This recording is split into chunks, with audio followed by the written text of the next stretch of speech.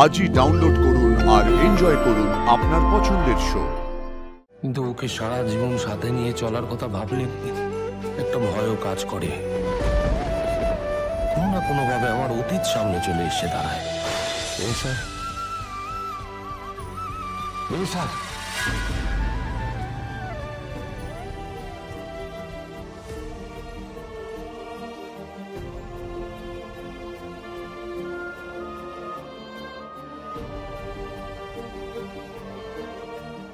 কিঙ্কর, এই কিঙ্কর ঠিক খোঁজ পেয়ে গেছে আমাদের।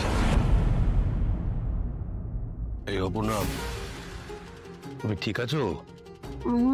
আমার খুব জ্বর এসেছিল, অজ্ঞান হয়ে গিয়েছিলে। ঠিক আছে, এখন ওইসব বাদ দাও। তুমি ঠিক আছো কিনা বলো। আমার জামা কাপড় তোমাকে পরে বলছি সব, চিন্তা করো না। মীরা ম্যাডাম এসেছেন, ওনারা কি ভাবলেন? ওনারা রেখে আছেন না? ওরা কিছু জানে না, আমি বলবো বুঝিয়ে। দাঁড়াও, একবার জানিয়ে ফেললে তো এরকম টেনশন করতে হতো না।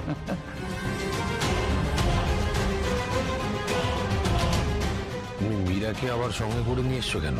আমারও তো অনেকগুলো প্রশ্নের উত্তর পাওয়া বাকি আছে স্যার, কিন্তু সেটা এখানে আলোচনা করা বোধহয় ঠিক হবে না। আচ্ছা, সব যখন ঠিক আছে, একটা কথা বলবো বাবা, তোমরা যাওয়ার আগে একবার মন্দিরে গিয়ে ঠাকুরের আশীর্বাদ নিয়ে যাও, তোমাদের স্বামী স্ত্রীর খুব মঙ্গল হবে। এই তুমি পারবে? পারবো, ঠিক আছে। আমি এসো। চলো একবার।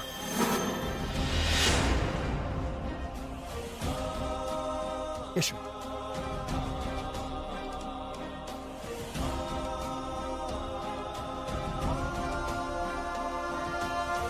ঠাকুর এখান থেকে কখনো কাউকে খালি হাতে ফেরান না।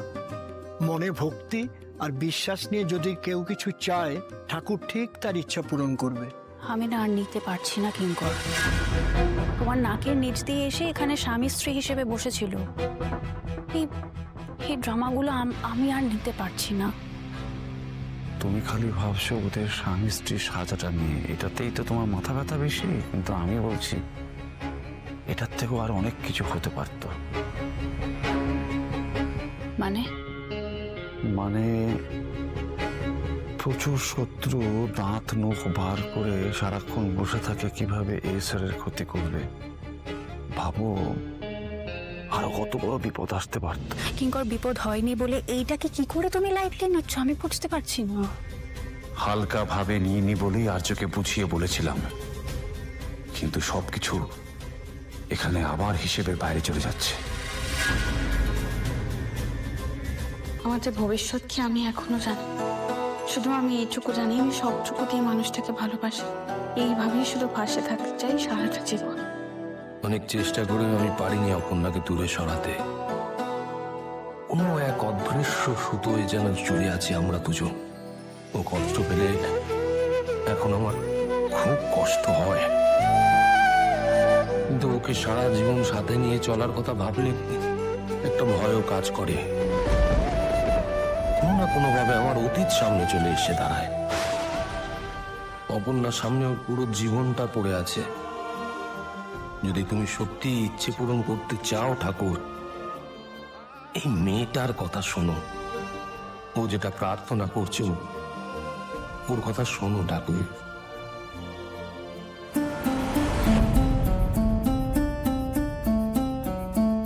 এই নাও ঠাকুরের প্রসাদী ফুল।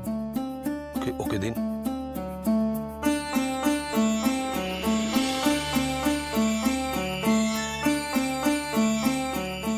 এই ফুল তোমাদের সঙ্গে রেখো। আর তোমাদের এখানে আসা কাকতালীয় বলে আমার মনে হয় না। সবকিছুরই একটা কার্যকারণ আছে। ঠাকুরের আশীর্বাদ নিয়ে যাচ্ছ, দেখো কেউ কোনোদিনও তোমাদের আলাদা করতে পারবে না।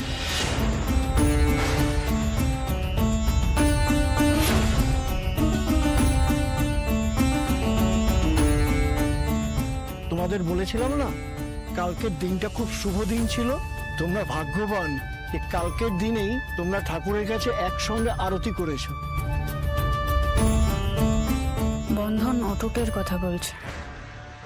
আমি বলে দিই ওরা স্বামী স্ত্রী নয়, সত্যিটা জানো, তারপর দেখি কি করে। মীরা ম্যাডাম, এখানে জল ঘোলা করার জায়গা নয়। না না, এটা আর্যর প্ল্যান না, এটা ওই মেয়েটার, সব অপর্ণার আইডিয়া। আমি জানি তোমার অপর্ণাকে নিয়ে অনেক গাত্রদাহ রয়েছে, কিন্তু আমি যতদূর অপর্ণাকে চিনি ও মিথ্যে কথা বলার মেয়ে নয়। বাবা, হঠাৎ ওর ফোরে কথা বলছো তুমি? আমি কারোর পরে কথা বলছি না, আমি শুধু চাইছি অকারণে কথা না বাড়াতে। কিঙ্কর কি ভাবছে আমি জানি না, কিন্তু আমিও দেখবো কি করে কেউ ওদেরকে আলাদা করতে না পারে।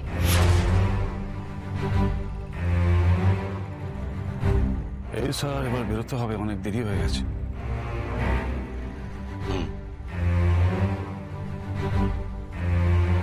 রোহিত মশাই, আপনাদের উপকার আমি সারা জীবন মনে রাখবো।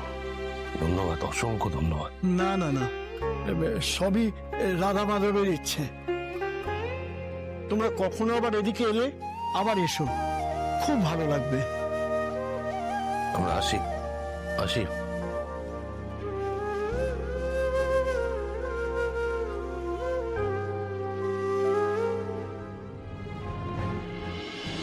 নাও ধরো চা।